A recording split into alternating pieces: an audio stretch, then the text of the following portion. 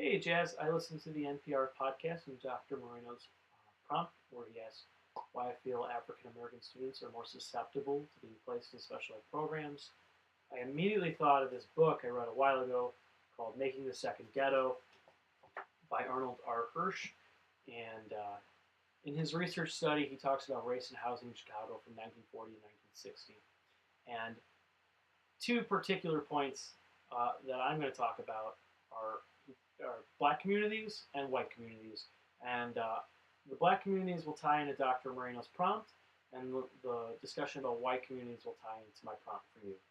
So just kicking it off, Mr. Hirsch in his novel says, imagine you're a soldier, okay? You come home from World War II, you got some money in your pocket, you want to buy a place to live, you got your family, you want your piece of the American dream. Well, you go to Chicago, and your options are extremely limited, and legislation is not in your favor.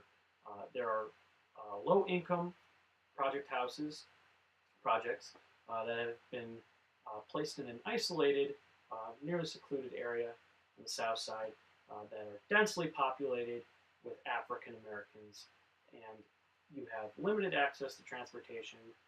Work opportunities leave something to be desired, and let's not forget that the housing itself is garbage. So you're set up to fail, and that slice of the American dream you were looking forward to so much doesn't look so appetizing anymore.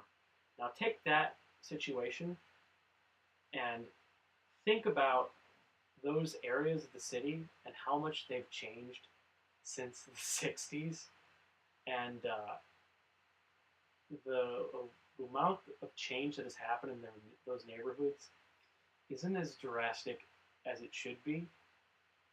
And it would be irresponsible to think that that doesn't have a direct effect on African American culture.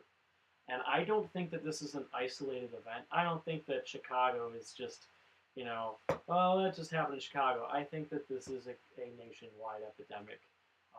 Ghettos exist in more than Chicago, and it is not unreasonable to suggest that post-World War II, that this is where African American people were commonly placed, in low-income areas, specifically designed to keep them down and not succeed.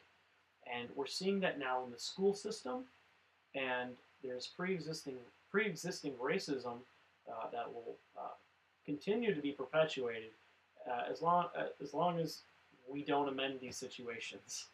So I'm going to switch it over to my prompt to you.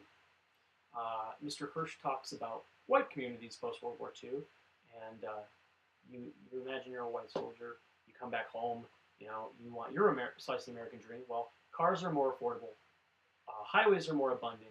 Why would you live in the city anymore? You don't, and living in the city with the influx of African Americans, there was a fear that property value was going down, and of course there were the prejudices of the time.